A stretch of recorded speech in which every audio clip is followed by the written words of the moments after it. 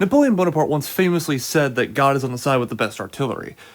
And in Hell Let Loose, when you have an enemy artillery player that's really good, it sure as hell feels like it. When you're getting warheads dropped in your forehead, yeah, it kind of sucks. However, there's also a time where maybe you want to try artillery out, and maybe it's not going well for you. Maybe you're not getting a lot of hits, maybe you don't know how to aim the gun, who knows. And artillery at first can be a little complex, but once you really get the basics of it, it's pretty easy to at least understand the concepts behind. And even though after this you may get a lot of hits or you may not, this will at least be a guide of how artillery works in Hell Let Loose. Now, overall, before you get started, it's important to know at least your controls. There's not that many to go around, regardless if you're on PC or console. There's essentially 6 buttons you need to use in total, or 6 different outputs you need to use. The trigger for firing, a rotate to go left and right, the look to raise the gun up and down, to load the gun X or leave the spot, to switch seats between gunner and loader if you need to, and then, of course, to actually load a different type of shell, which we'll get to soon. Now, let's understand the positions of the artillery. You have the gunner, which turns the gun left, right, up, down, aims it, shoots it, and then you have the loader and the gunner's helper, essentially, who loads the shells, whether it be high explosive or smoke rounds, and helps to turn the gun side to side if the gun has already been traversed maximum to the left or the right. Now, what you see here is a gun scope, and I'm going to pause this here so you can tell what it looks like. Now I have this video frozen, let's discuss everything on the screen that is important to just shooting the gun, just basics here. On the left-hand side, you have a table of distances from 100 meters all the way to its max range of 1600 meters. So you've got a minimum and a maximum there. Now, you'll see a 3-digit number and a MIL or mils. Now, what does this mean? Well, let's go over to the right side of the screen where I'm directing you now, and you'll see a traverse and elevation. So with the elevation, what you'll do is when you move it up and down, the elevation number will change. The traverse angle is for left and right. So as you move the gun up and down, so if you move the gun up, the elevation will go higher. If you move the gun lower, well, the elevation goes lower. Kind of self-explanatory on that one. But as you see, it's at 622 mil, which if you look at the top of the left-hand table, it says 622 mils equals 1600 meters. Now, just a quick sidebar with these ranges here. I've pulled some charts from the Hell Let Loose ETOL Discord page. Great source of information. I'll leave a link down below in the description. But here is the United States and Germany artillery range chart, the Soviet Union range chart, and the Great Britain artillery range chart. Now, as well as if you're looking to be more precise as well, there are artillery apps like Fun Let Loose that's now called Easy Arty. Great to make things more just easier with your phone. But here's the charts as well. Screenshot them, do what you want with them. But this will help you out as well for eyeballing it. One other little disclaimer with the range as well is that on some maps, you're not going to be able to hit the last objective. Say if you're playing like a warfare mode and you're attacking the last objective, there's some objectives you're just not going to be able to hit because it's past 600 meter range. So just one little extra thing to note with the ranges there. But not everything's going to be on an even amount. It never will be. If it is, count yourself lucky. But what you're going to have to do, at least if you're trying to eyeball it, is meet in the middle of whatever number you need. So for instance, say you need 1025. So you'd raise the gun to probably close to, we'll say 756, just if you're trying to eyeball it, because you want to be in the middle between 741 and 764 for 1050, so then you need to divide that again. Now, obviously, it doesn't necessarily need to be that wholly accurate if you're just trying to eyeball it, but at least trying to meet a little bit, find the middle point, and go from there. Now, last thing to overall touch on, at least from the gunner's perspective, is the shell you have loaded and making sure you know that you have your gun loaded. You see here the big letters of 150 mm howitzer, 150 millimeter howitzer.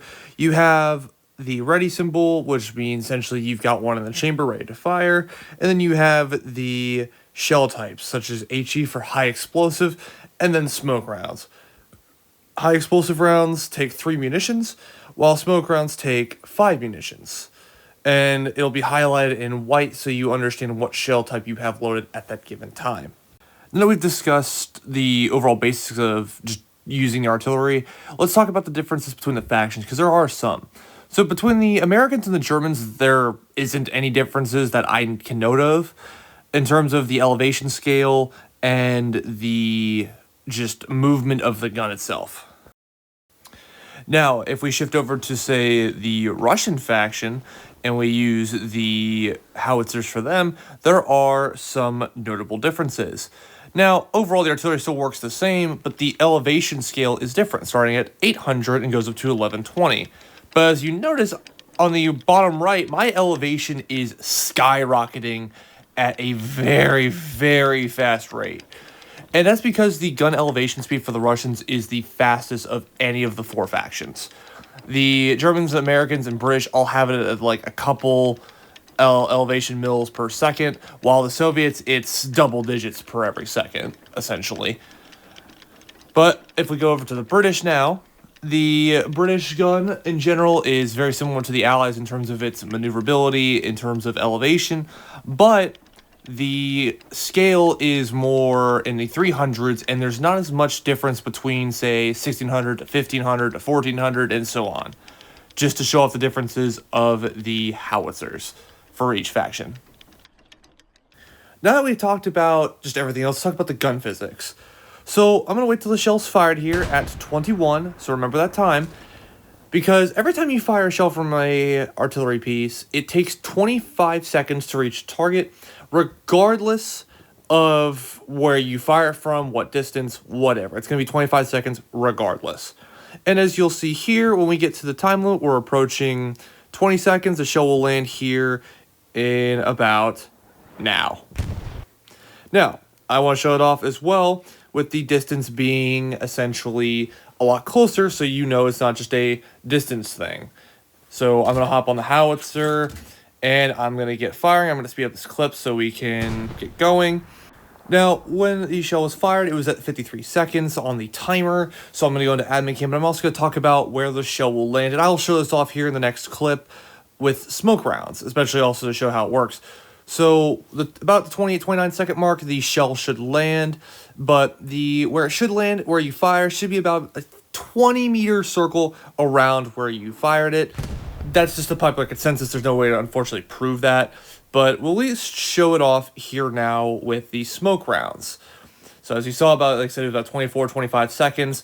And what I'm going to do here is I'm going to start loading some smoke rounds to show the dispersion a little bit. Now, of course, it's essentially RNG, it's random, but at least, like I said, the popular consensus is about 20 meters in any direction, which that's still not too bad. You can still get some good effective hits on targets depending on how like bundled up the enemy is.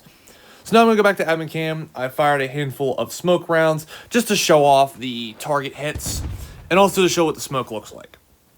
So as you see, I've hit one target there, and we're waiting for another shell. Boom, it was a little bit off from the other one, and the third one should land here shortly. And boom. So, okay, overall the dispersion wasn't too bad, but obviously it can be a little different. And as you see, the smoke is actually pretty big. So that's one thing you can use to keep an eye out for if you need to help your team push.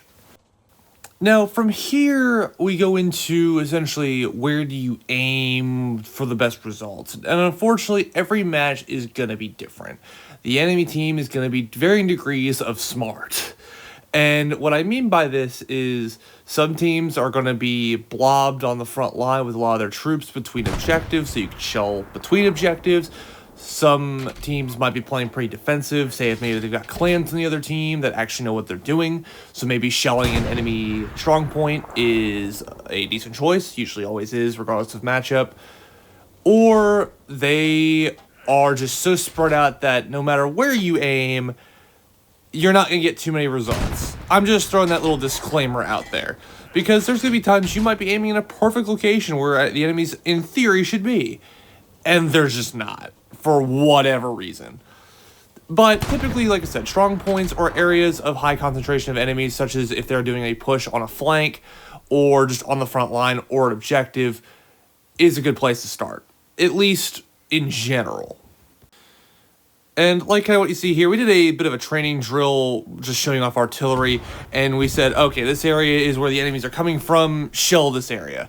And you've got shots landing all over the place. We also set up some vehicles because you can damage and destroy vehicles with artillery, so we did that as well. So just know that with artillery, it is, and I no pun intended when I say this, a hit or miss venture. You could fire 50 shells and hit a couple targets, but you never know how it's going to go. Speaking of hit indicators, here's what you will hear if you get a hit. Now, this does not mean that you killed the target, but that you simply hit and wounded them, and maybe you did kill them, but you at least got damage, if nothing else. Here it is. So the noise, just in case you didn't hear it too well because I was loading, was a bit of a slight clink sound. Shing. Not to be confused with the headshot sound, although you can get that with artillery. Cough, cough, warheads on foreheads. Anyway, but, so if you listen for that shing noise, you typically got some damage or you killed the target. So just keep that in mind when looking at your stats of, okay, did I hit the target? Did I kill them? Or to know, okay, I'm in the right place. I'm at least getting some hits. Now, I do want to add at least one more thing before we go on to the next subject, is that the damages for the artillery rounds can damage or destroy vehicles, mostly trucks and jeeps. Mostly if you can be within even a couple meters of them, they'll at least damage the vehicles. Tanks you have to directly impact to do any damage whatsoever, so just keep that in mind. You can also destroy repair stations, supply boxes, stuff like that. You cannot destroy nodes or artillery, to my knowledge, with artillery rounds, so just keep that in mind with the artillery shells and what you can damage, what you can't damage. Now, just know if you are doing a pretty good job with artillery, you're going to draw the ire of the enemy team. They're going to send recon teams back to deal with you, especially if the team has at least 2 brain cells among them. Because no one likes dealing with enemy artillery and just getting constantly slaughtered by them. So you're going to probably pick up some enemy attention the better the job you do. So you need to be ready to deal with enemy recon teams. Now, what they'll typically do is they'll place an OP close to you so they can keep harassing you, which means most likely that's going to be a spotter and a sniper after you for a majority of the game until you kill that OP. So unfortunately, what you'll have to do is hunt down this recon team to get them off you. And honestly, as an artillery player, if you're able to keep a recon team from attacking your garrisons, I'd say it's a win-win. As you see here, the sniper that tried to harass me, I picked them off. And honestly, I just went back to my business. But I do know he's going to be back.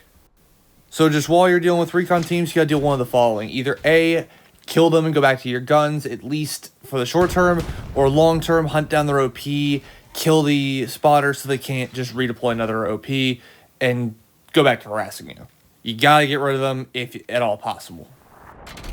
Now, the last major thing I want to talk about is how you should be using the artillery, whether you should be a solo squad leader or if you could be in a squad of infantry and help them out. Honestly, there's usefulness in both. Personally, I think if you're going to play artillery, you need to be a squad lead, unless you are going to run an all-artillery squad where you have all 3 guns going, everyone's cooperating, stuff like that.